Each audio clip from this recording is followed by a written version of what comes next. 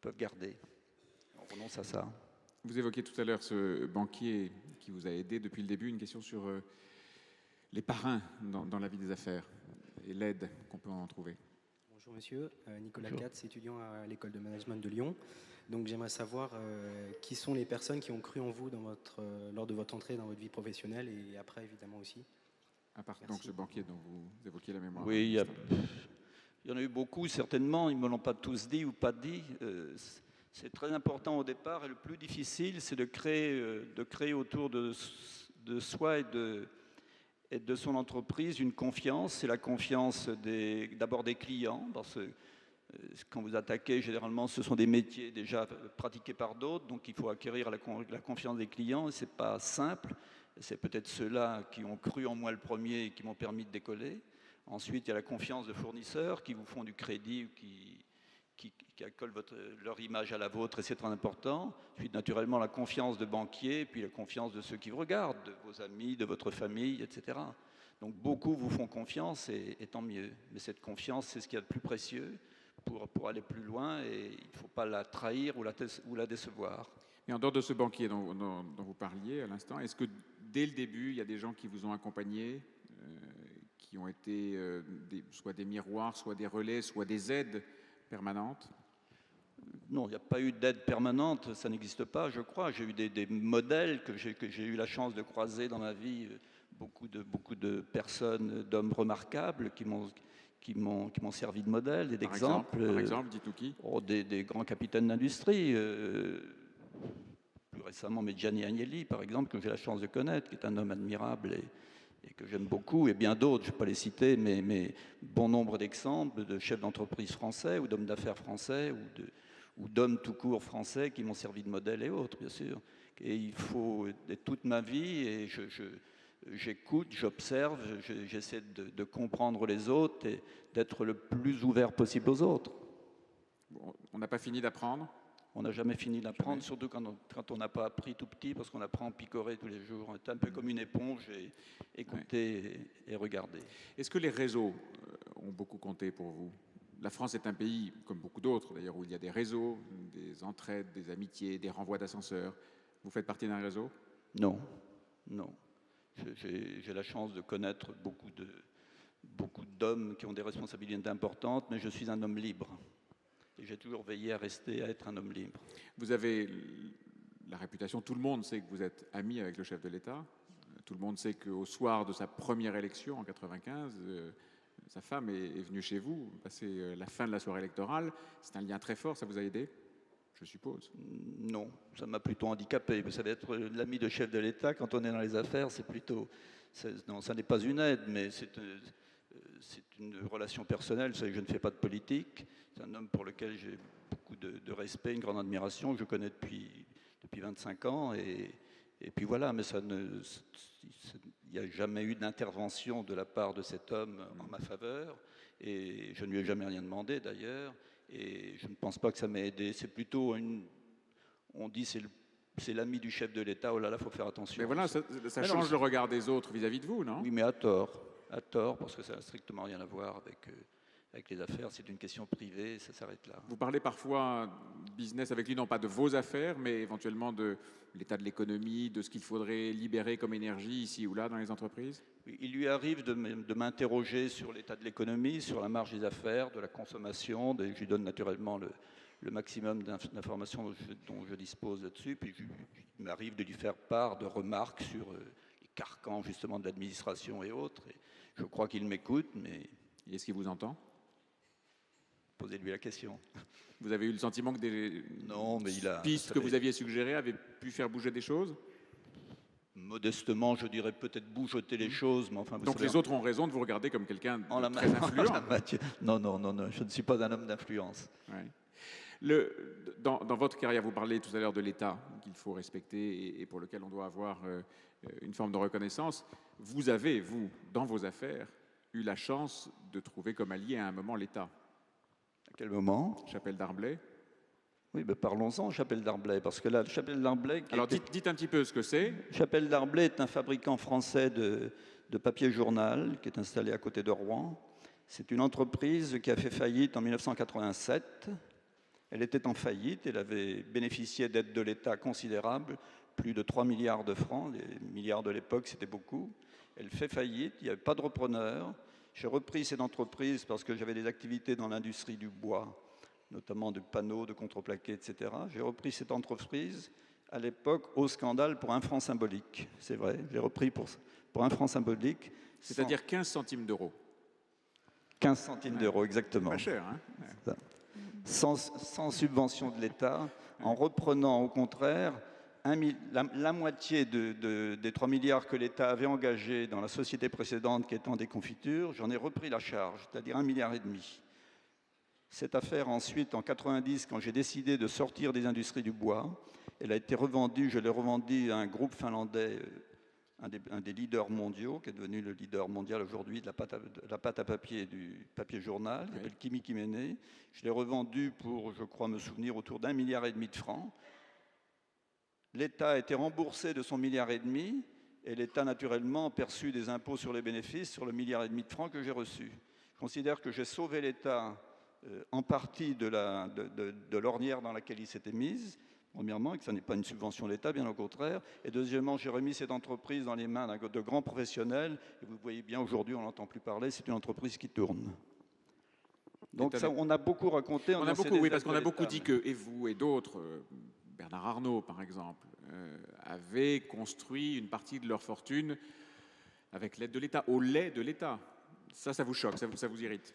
Ça m'irrite parce que ça n'est pas vrai. C'est une légende. J'ai repris des affaires en difficulté, mais à l'époque, souvenez-vous, dans la fin des années 70 et des années 80, il n'y a pas beaucoup de repreneurs d'affaires en difficulté, notamment dans les métiers du bois.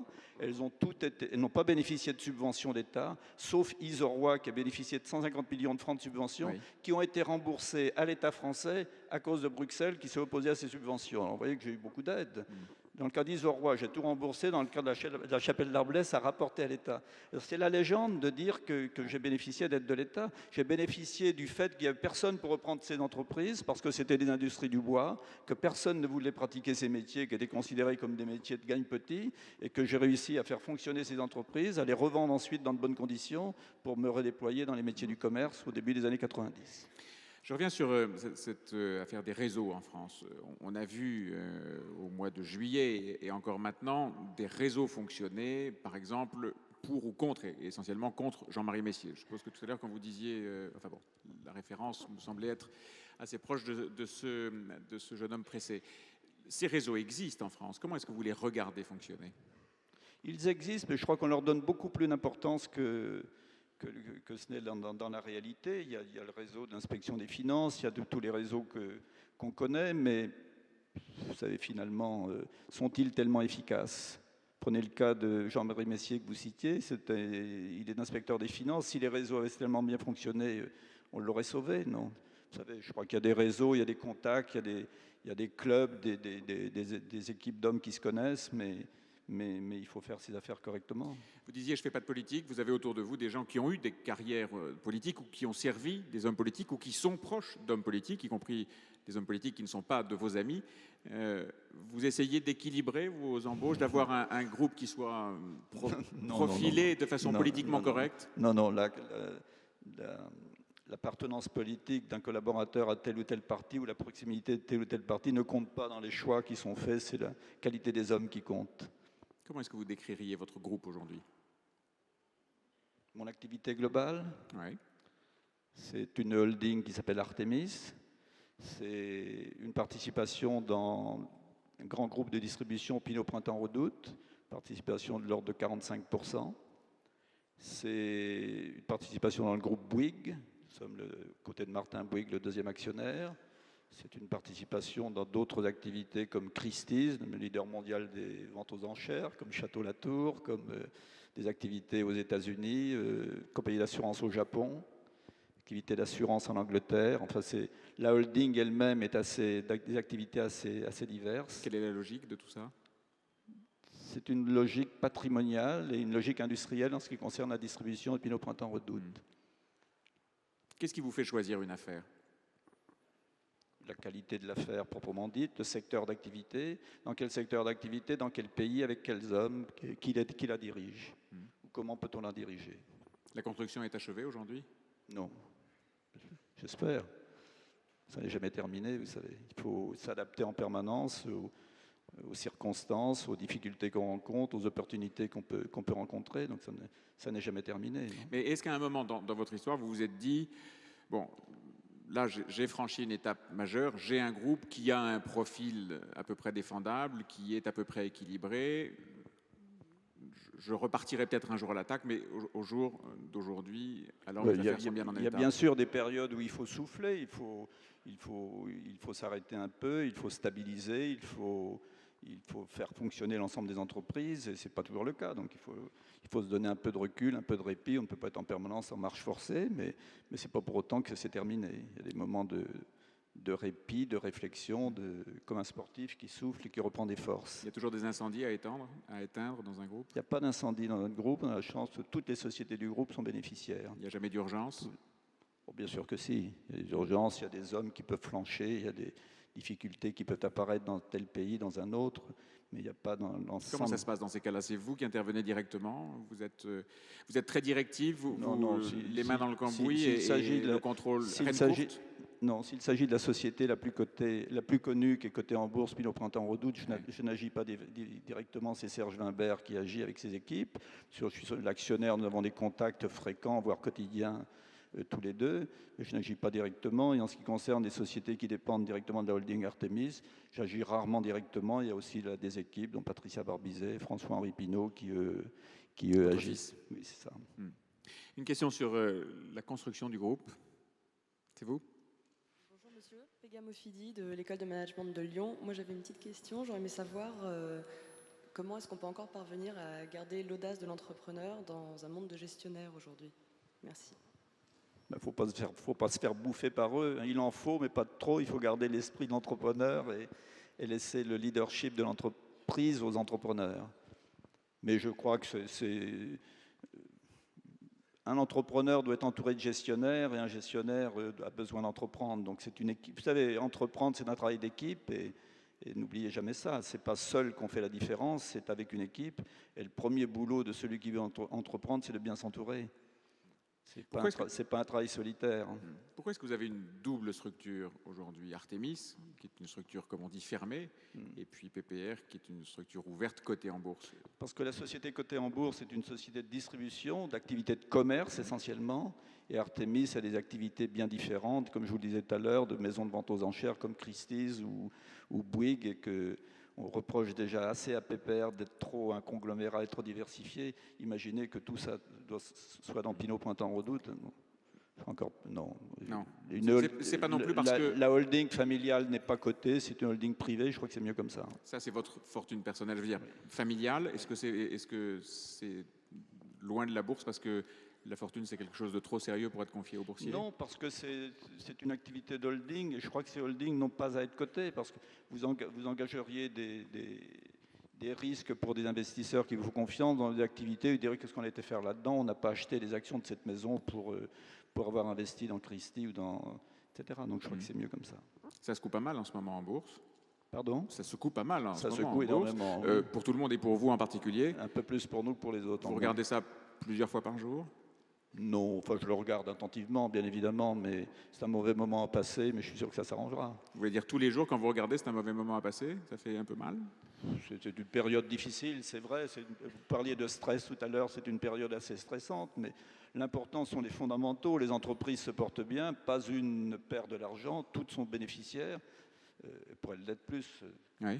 Un entrepreneur a toujours envie que les bénéfices soient plus importants. Elles sont toutes profitables et bon, le contexte international, le politique devrait s'arranger un jour, je l'espère en tout cas, le plus vite possible. Le contexte économique également, bon, c'est un cycle difficile, mais il faut garder raison et garder ses nerfs. Vous dites que toutes les entreprises se portent bien, toutes sont bénéficiaires, et pourtant, enfin, il suffit de regarder les courbes. Du bois. Et à chaque fois, vous touchez du bois, ça c'est le métier, je suppose. C'est le métier, oui, c'est ça. Et pourtant, pourvu que ça dure. Quand on regarde un petit peu le profil de votre action en bourse, vous avez du mal à convaincre les boursiers que tout va bien. Qu'est-ce que c'est? C'est quoi? C'est une mode négative qui vous est infligée? Il faudrait poser la question aux investisseurs. Je pense que le marché nous a reproché un endettement trop lourd. C'est comme ça. Je pense qu'il a tort, mais le marché, c'est comme les électeurs pour un député, il n'a jamais tort. Il nous a reproché un risque sur Gucci, qui est le groupe de luxe, où nous avons pris l'engagement de racheter les actions au cas où.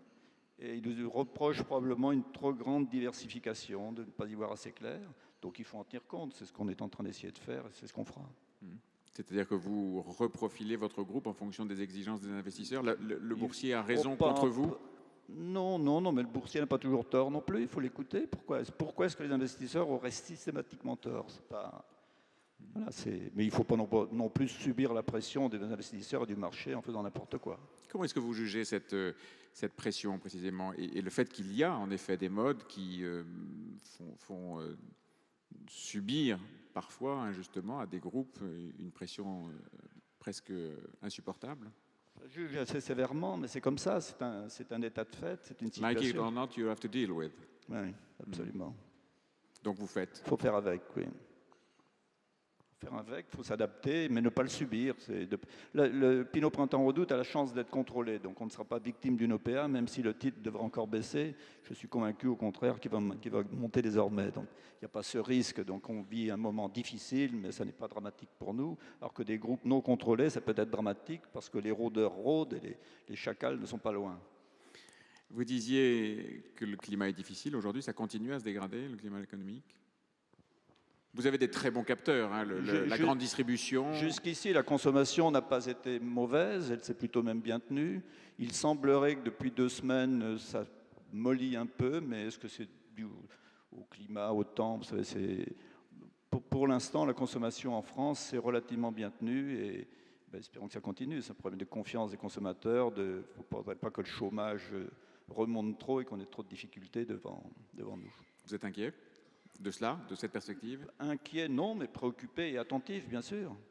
Il faut regarder les choses de près et voir comment tout ça peut évoluer.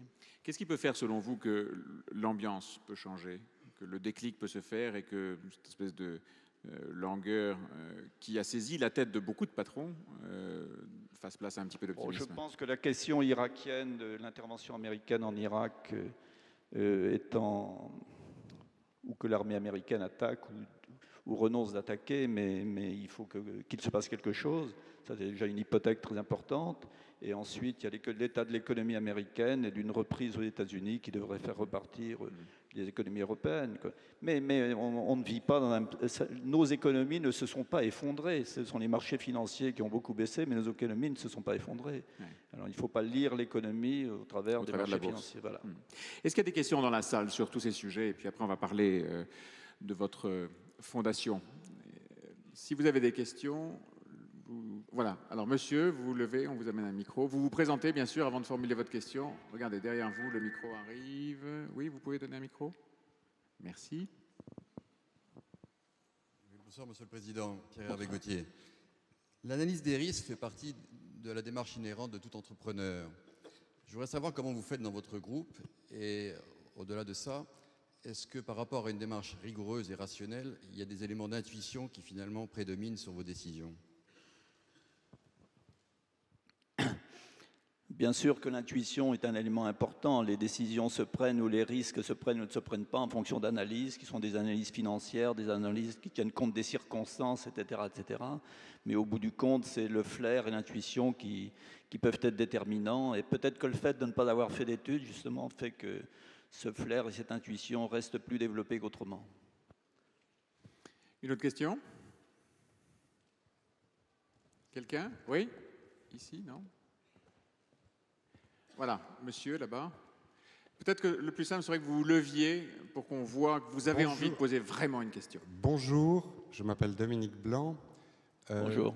Voilà, il y a quelque temps, à la même place, Jean-Marie Messier nous a expliqué les vertus d'un conglomérat avec un schéma intellectuel extrêmement brillant.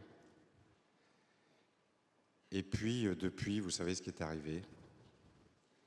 Je voulais savoir si vous n'aviez pas froid dans le dos d'imaginer que votre cours de bourse pourrait rejoindre le sien. Alors, il y a peu de temps, c'était il y a 2 ans, en effet, il était à cette même place et il était à l'apogée de sa célébrité. Merci de me préparer un beau week-end. Non.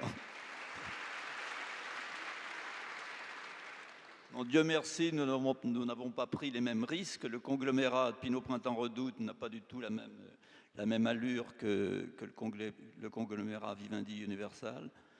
L'endettement n'est pas le même et je suis confiant sur le futur de Pinot Printemps Redoute, faute de quoi je me serais dégagé déjà depuis un certain temps. Mais comme ça n'a pas été le cas, ce sont mes billes, vous savez. Il y a quand même une différence, vous devriez en tenir compte, ça. C'est quelque chose de très frappant. Tout à l'heure, quand je vous ai demandé de citer... Un entrepreneur qui joue avec ses billes ne réagit pas tout à fait comme un autre, comme un manager qui, quelquefois, peut jouer avec l'argent des autres d'une façon un peu légère. Pas tous, Dieu merci, la plupart des managers font comme si c'était leur argent, mais il arrive que d'autres oublient la valeur de l'argent et je ne pense pas que j'en sois arrivé là. Vous avez dit tout à l'heure que vous admiriez plusieurs patrons. Vous en avez cité un, Gianni Agnelli, qui est à la tête d'une dynastie familiale et qui a géré l'argent de sa famille. C'est donc quelque chose de très important pour vous? Vous savez, quand on a gagné ses premiers copecs et qu'on a bâti sa fortune, on n'a pas envie de la perdre. Alors bien sûr, on peut faire des bêtises par mégalomania, par imprudence, mais avant de faire ça, on réfléchit à deux fois quand même. Donc c'est quelque chose de très important, bien sûr. Lui, Agnelli et son groupe Fiat ont beaucoup de difficultés aujourd'hui. Oui. Beaucoup disent que c'est parce que c'est une famille qui n'a pas suffisamment investi, qui n'a pas mis suffisamment de moyens. Donc où est le bon réglage? Où est la bonne formule, la martingale? Bon, s'il y avait une martingale, ça se saurait, il y aurait des livres là-dessus, il n'y en a malheureusement pas. Je crois que le problème de Fiat, c'est probablement de ne pas avoir investi assez tôt, de ne pas avoir cru suffisamment dans cette industrie, alors que d'autres y ont cru, ont continué à se développer. C'est assez dramatique alors que M. Agnelli ou Gianni Agnelli est malade et souffrant de voir l'état de son groupe. C'est un peu comme dans un mauvais roman. Vous savez, Est-ce qu'il y a un moment, quand on est un homme, une famille, avec nécessairement des moyens limités eu égard à l'immensité du sujet boursier, est-ce qu'il y a un moment où il faut arrêter de grandir, arrêter de grossir? Vous avez le choix en voulant ou continuer à contrôler votre groupe et vous le condamnez à arrêter de grossir. Et un capitaliste n'a, de mon point de vue, pas le droit de faire ça si l'intérêt de tous les actionnaires est de continuer à grandir.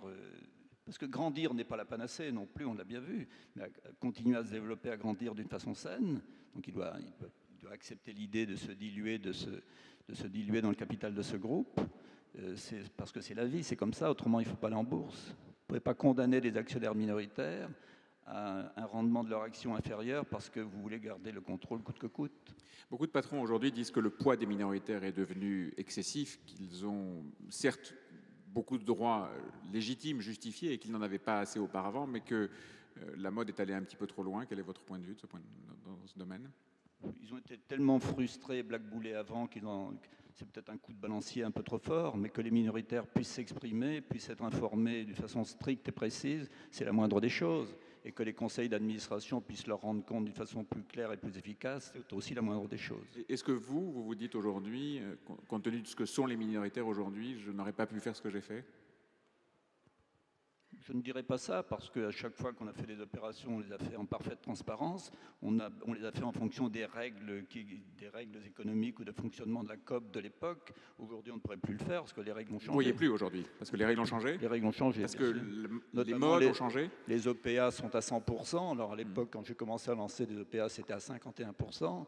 Ensuite, on a modifié la loi, c'était la CFAO, pour la monter à 66%.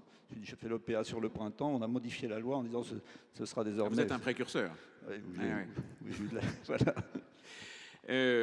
On parle beaucoup en ce moment et on fait subir aux entreprises, on impose aux entreprises une notation éthique, une notation sociale, on s'occupe de développement durable. Je suppose que dans vos métiers, le bois, dans une partie de ce qu'étaient vos métiers en tout cas, il y a beaucoup de préoccupations liées à l'environnement. Est-ce que là aussi, vous estimez que c'est quelque chose qui est allé un peu trop loin, qui est un peu trop dans l'air du temps, un peu trop à la mode, ou est-ce qu'au fond, ça vous paraît naturel que les entreprises subissent non seulement les critères financiers, mais aussi le reste des notations? C'est peut-être à la mode, mais c'est tant mieux, parce que Vous parliez des industries du bois, et vous pensez sans doute à l'exploitation forestière dans les pays d'Afrique ou d'Asie, En effet. qui ont été faites dans des conditions absolument désastreuses. Que maintenant ces choses soient contrôlées par les consommateurs, c'est d'une grande efficacité, parce que si vous voulez vendre du tech, eh bien on vous demande d'où vient le tech, et s'il vient de certaines zones, on ne veut plus vous l'acheter, donc vous n'allez plus en acheter.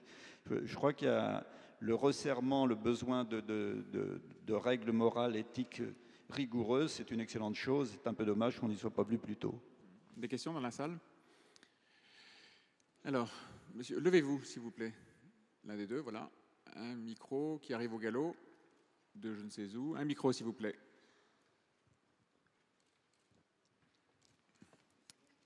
Non, mais on ne vous entendra pas. Nous, on vous entendra, mais la salle ne vous entendra pas.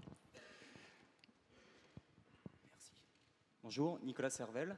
Vous disiez tout à l'heure que vous avez été confronté à des échecs. Je voulais savoir comment vous aviez fait pour rebondir, en fait, suite à ces échecs. Merci. Les échecs, quand ça vous arrive, il faut les analyser, essayer d'en connaître la cause, en tirer les conséquences, et puis essayer de les affronter, de les contourner. Vous savez, on avance à coups d'échecs qu'on surmonte. Hein. C'est pas une promenade de santé et vous dire que tout va bien, que toutes les années tout est extraordinaire. Ce que je viens de dire tout à l'heure, toutes les affaires sont bénéficiaires, c'est formidable, et je touchais du bois. Mais tous les jours, il y a des difficultés. Quand vous êtes à la tête d'une organisation, vous ne réglez que des difficultés, que vous réglez que des problèmes.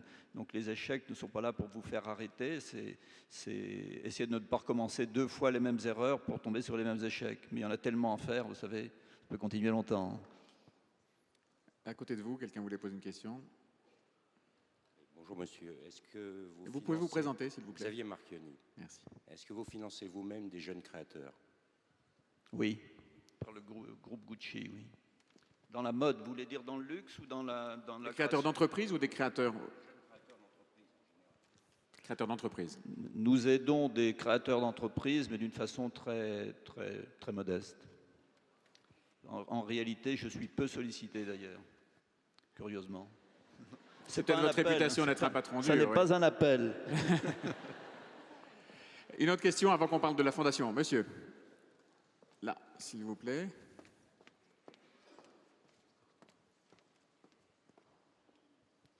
Philippe Mondonnet. Vous avez parlé, vous, en tant qu'individu, de ce que vous vous sentiez moralement obligé de rester, si j'ose dire, en France, en tant que citoyen. Je voulais avoir juste comment vous définiriez l'entreprise citoyenne. C'est-à-dire quels sont les devoirs de l'entreprise par rapport à ses salariés et par rapport au pays dans lequel elle existe. Je vous ai dit que je me sentais moralement peut-être, mais je me sens bien aussi en France. Je ne me force pas beaucoup, vous savez. C'est un pays où il fait bon vivre et voilà. Donc l'entreprise citoyenne, c'est le rôle économique de l'entreprise est évidemment bien connu, c'est de créer des richesses. C'est des richesses qui ensuite doivent être partagées par le plus grand nombre. D'abord les salariés qu'on peut payer, ensuite les actionnaires à qui on verse des dividendes, ensuite l'État à qui on paye des impôts sur les bénéfices. Et elle doit avoir un rôle fédérateur dans un pays en créant des emplois, en essayant de cimenter une cohésion sociale et puis voilà. On parle de cette fondation. Qu'est-ce qui vous a... Qu'est-ce qui m'a pris? Oui, comment un jour vous vous levez, hop, fondation? Non, c'est pas un jour comme ça, mais j'ai commencé à acheter de l'art, des tableaux, des sculptures il y a plusieurs dizaines d'années. Et puis ben, tous ces tableaux ne sont pas montrés, sont dans des entrepôts. Et je me suis dit un jour tout ça devrait être revendu. Et j'ai pensé que c'était dommage et que ce que l'art m'avait apporté, je dis mais si je mettais ça dans un endroit où des gens pourraient venir voir ce que j'aime et puis ce que ça m'a apporté, je pourrais peut-être leur expliquer, etc. Voilà, c'est venu un peu tout simplement comme ça.